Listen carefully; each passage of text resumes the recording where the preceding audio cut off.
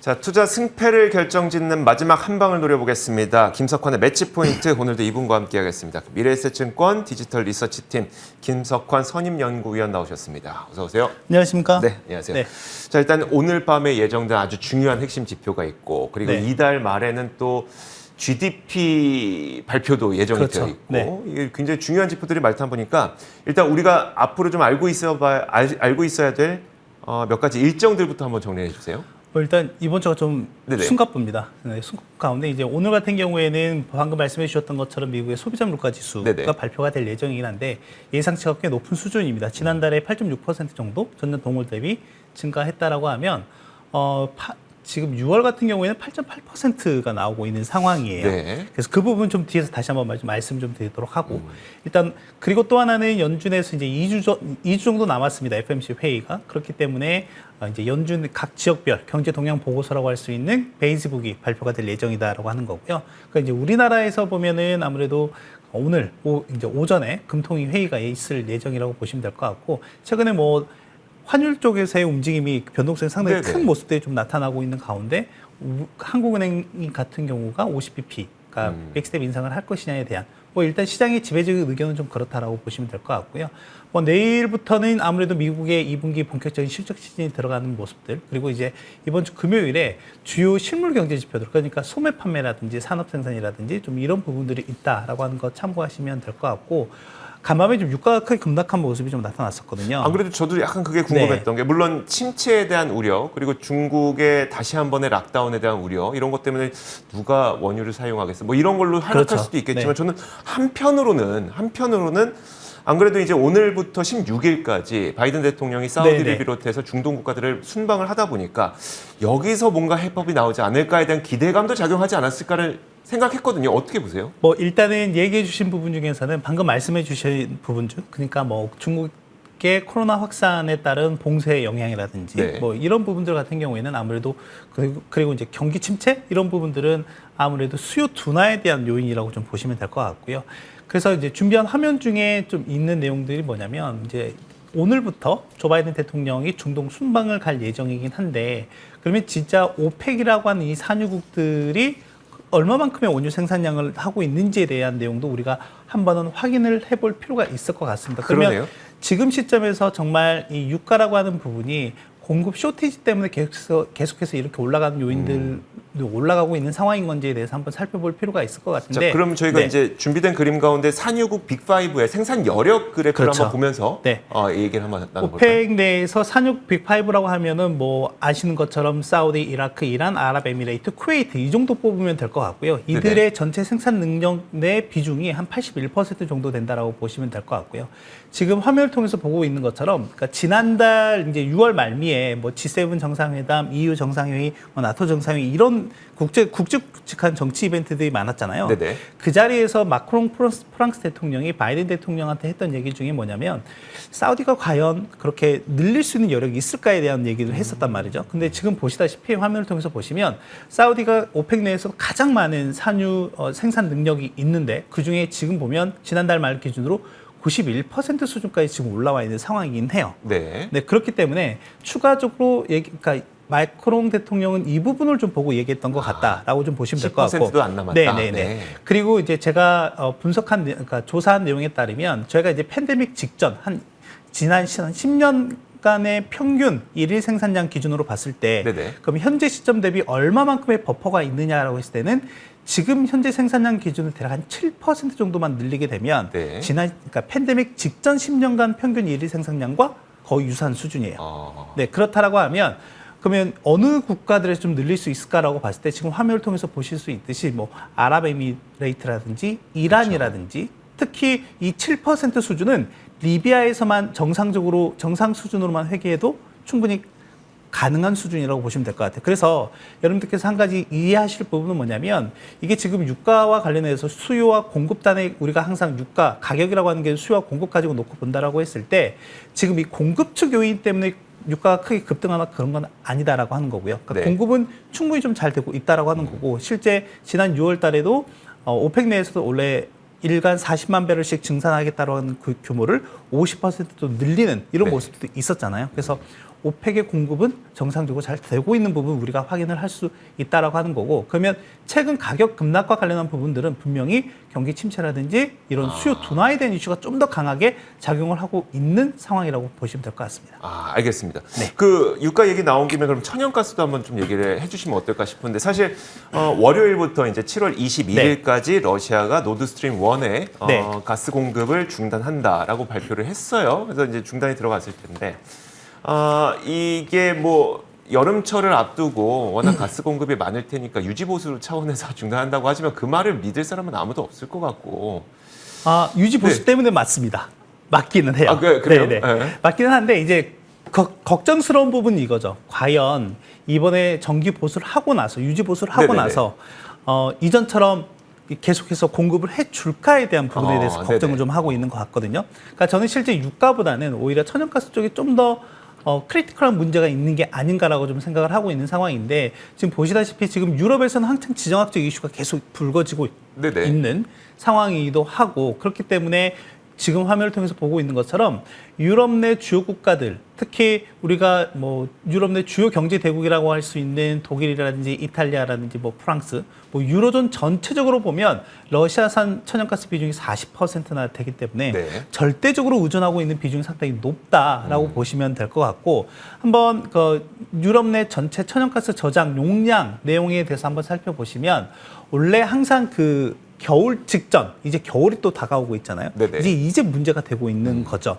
그래서 항상 겨울 직전에 보면 전체 유럽 내 천연가스 저장 용량의 거의 한 90%에서 100% 수준까지 항상 채워 넣었었거든요. 그랬죠. 그런데 이게 지금 작년부터 그 규모가, 절대적인 규모가 감소하고 있는 모습이 있습니다. 준비한 화면이 있는데 그걸 보여주시면 좋을 것 같고요.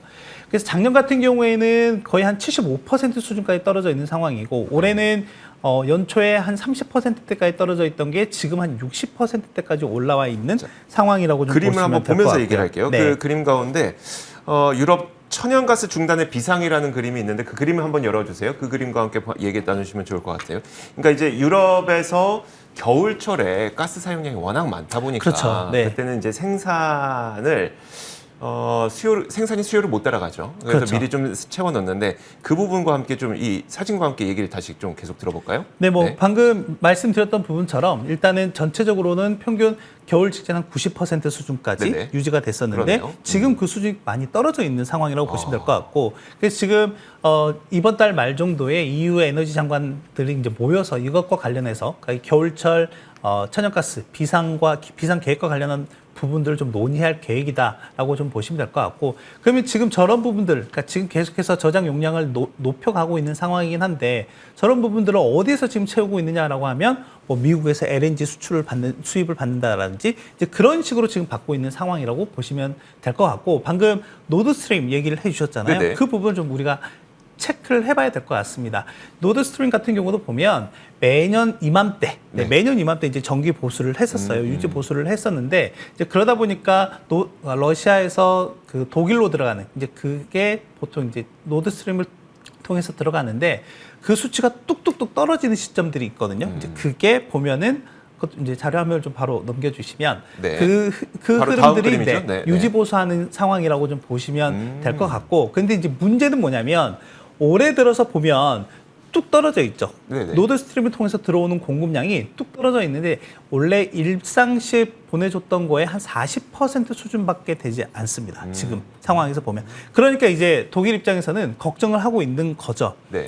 왜냐하면 이전부터 지금 이러한 여러 가지 서방에서 러시아를 제재하는 부분, 또 러시아 같은 경우는 그 제재에 대한 보복으로 인해서 천연가스 공급량을 좀 줄이고 있고, 실제 독일뿐만이 아니라 아까 보셨던 것처럼 유럽 내 다양한 국가들이 여기에 대해서, 그러니까 러시아 천연가스에 대한 비중이 상당히 좀 높은 상황에서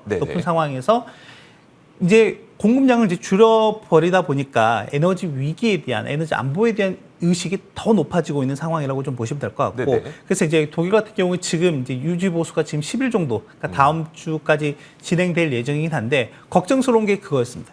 이게 끝나고 나서 이거 다시 공급을 해줄까에 대한 부분을 이제 걱정을 좀 하고 있는 부분인 것 같고요. 네. 그래서 이 부분들이 좀 있는 상황에서, 일단 유럽 내에서는 아무래도 이 천연가스와 관련한 이슈가 단기간에 끝날 문제는 좀 아닌 것 같아요. 그렇기 때문에 여러분들께서는 이 부분들을 하나의 에너지 패러다임의 변화, 구조적인 변화 측면에서 좀 접근을 하실 필요가 있지 않을까 생각이 되고, 전체적으로 저희가 이제 뒷부분에 준비한 것 중에서 주요 에너지, 뭐 원유와 천연가스, 그리고 이제 보통 보면 원유 같은 경우에도 뭐 WTI, 브렌트, 두바이 이렇게 있고, 네. 이제 천연가스 같은 경우에도 아시아 쪽과 거래되는 금액, 또 미국 내에서 거래되는 금액, 유럽 내에서 거래되는 금액들이 좀 다르거든요. 각각 상정되는 기준치들이 좀 다르기 때문에 그런 측면에서 봤을 때 유럽 내에서의 천연가스 가격은 향후에도 좀 중장기적으로 좀 타이트하게 갈 가능성이 높다라고 하는 측면에서 봤을 때 이와 관련한 뭐 ETF, 그러니까 개별 기업단에 대한 투자보다는 아무래도 ETF로의 접근도 저는 유효하다라고 좀 생각을 하고 있습니다. 알겠습니다. 저는 그럼 이런 내용들이 과연 투자자들에게는 어떤 의미를 갖게 되느냐가 되게 궁금하거든요. 일단 첫 번째로 원유부터 다시 한번 볼게요. 원유, 천연가스 이 순서로 다시 한번 가보겠습니다. 원유의 경우에는 앞서 말씀해 주셨던 것처럼 공급보다는 지금 수요단에서의 부진이 더 우려되는 상황으로 해석이 된다라고 네. 말씀하셨잖아요. 네. 결국은 이거는 사실 그 경기 둔화에 대한 우려로 좀 그렇죠. 연결될 네. 수 있어서 어떤 의미일까요? 일단 그 부분에 있어서. 일단은 그렇기 때문에 지금 이제 시장에서 우려하고 있는 바는 그건 거죠. 경기 침체에 대한 부분들인 네네. 거고, 그래서 제가 지난주에 미국의 그러니까 증시 역사 속에서 총 12번의 경기 침체가 있었고, 네. 그 각각의 내용들을 한번 종합을 해 보니 경제 성장률이 평균적으로 한 2.5% 정도 위축이 됐었다라고 하는 네, 거고요. 네. 그래서 제가 이번 달에는 여러분들께서 꼭 보셔야 될 주요 지표 중에 하나가 뭐냐면 미국 애틀란타 연은에서 발표하는 GDP Now라고 하는 지표가 있습니다라고 네네. 말씀 좀 드렸던 것 같아요. 그래서 지난주까지 이제 업데이트된 내용을 좀 따져보면 지난주 금요일에 고용보고서가 발표가 되면서 지금 2분기 예상 경제 성장률이 마이너스 1.9%에서 마이너스 1.2%까지 올라와 있는 상황이에요. 네. 그렇다 하더라도 1분기가 이미 마이너스 1.6%의 역성장이 났고 2분기도 만약에 이런 흐름대로 좀 간다라고 하면, 그리고 이제 앞으로 한 두세 번 정도 더 업데이트가 될 예정입니다. 네. 특히 이번 주 금요일에 발표가 되는 주요 실물 경제 지표 중에 소매 판매라든지 산업 생산과 같은 데이터가 좀 업데이트가 되면서 이 지표가 이제 추가적으로 업데이트가 될 예정인데, 지금 전 세계적으로 지금 말씀해 주신 분 중에 수요 둔화, 네네. 소비 둔화에 대해서 얘기했던 것처럼 이 소매 판매 지표가 지금 예상치가 그렇게 좋지 않은 상황이에요. 네. 그렇다라고 하면 저 지표는 앞으로 좀 더 나빠질 수도 있겠구나라고 하는 부분에 대해서 좀 염두를 네. 둬야 되지 않을까라고 좀 생각을 하고 있는 상황이죠. 알겠습니다. 그러면 이제 마지막으로 그러니까 천연가스와 관련해서 천연가스가 만약에 이제 그런 우려감이 계속된다면 사실 유럽의 경기 둔화 우려, 거기에 따른 유로화 약세, 이에 따른 달러 강세, 이렇게 되면 또 미국의 기업 실적에도 타격이 있을 것 같거든요. 여기서는 어떤 투자 아이디어를 좀 찾을 수 있을까요? 일단 환율 관련한 부분은 좀 그걸 체크해 보셔야 될 것 같습니다. 저희가 이제 달러 인덱스라고 하는 거는 주요 유로화나 엔화, 파운드와 같은 주요 통화 6개에 대한 이제 가치 교환 네네네. 비율인 거잖아요. 그 중에 유로화의 비중이 56%나 되거든요. 이제 그런 측면에서 봤을 때 지금 유로존의 ECB라고 하는 곳과 미국 페드 간의 통화 정책의 차이가 일단은 환율 차이에서 좀 크게 기인을 좀 하고 있는 부분이다라고 좀 생각을 해 보시면 좋을 것 같고요. 이제 그런 측면에서 봤을 때는 이제 저는 일단 이런 부분들이 유로존 같은 경우에도 이제 다음 주에 ECB 통화 정책 회의에서 또 통화정책 정상화에 대한 걸음을 좀 할 예정이기 때문에 네네. 이런 부분들이 향후에는 좀 더 달러 강세 기조를 좀 누그러질 가능성이 있다라고 좀 보고 있는 상황이고요. 네. 다만 이제 엔화 같은 경우는 좀 다른 통화정책 스탠스 취하고 있기 때문에 그래서 유로존 내의 통화정책의 방향성이 꽤 중요하다라고 좀 말씀을 드리고 싶고, 실제 이 달러 강세 같은 경우에는 전체적으로 보면 미국들의 기업 이익에 다소 좀 부정적인 영향은 있습니다. 다만 네. 이제 신흥국가 같은 우리나라 같은 경우에는 기업 이익에 좀 긍정적으로 작용할 여지는 좀 있다라는 점만 좀 체크하시면 될 것 같습니다. 네, 알겠습니다. 자, 이렇게 지난 밤사이에 워낙 그 유가가 또 급락하기도 했었고요. 이번 주부터 천연가스 공급 중단에 대한 이슈도 있었기 때문에 이 관련된 내용을 좀 심도 깊게 짚어봤습니다. 자, 지금까지 김석환의 매치 포인트, 미래에셋증권 디지털 리서치팀 김석환 선임연구위원과 함께 이야기 나눠봤습니다. 고맙습니다. 감사합니다.